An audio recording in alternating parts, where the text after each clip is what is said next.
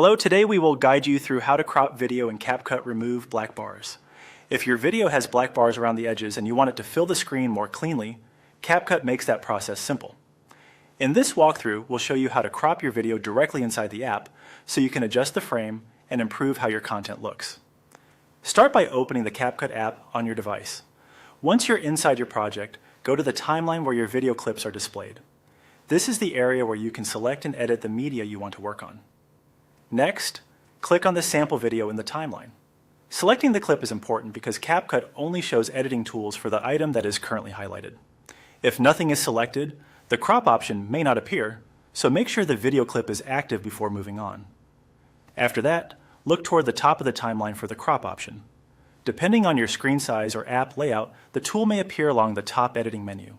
Take a moment to locate it carefully, since this is the feature that allows you to remove the unwanted black bars by adjusting the visible area of the video. Once you find it, click on Crop. This will open the cropping frame over your video preview. You should now see white handles or white borders around the clip. These are the controls you'll use to resize the visible portion of your video. Now drag the white handles to adjust the crop. This is the key step where you remove the black bars. Pull the frame inward until the black bars are no longer visible, while keeping the main subject of your video centered and easy to see. As you make adjustments, pay attention to the preview so you don't accidentally crop out anything important near the edges.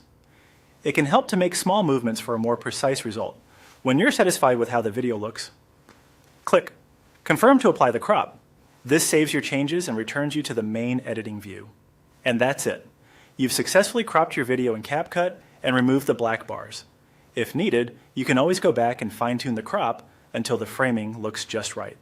Taking an extra moment here can make your final video look much cleaner and more professional.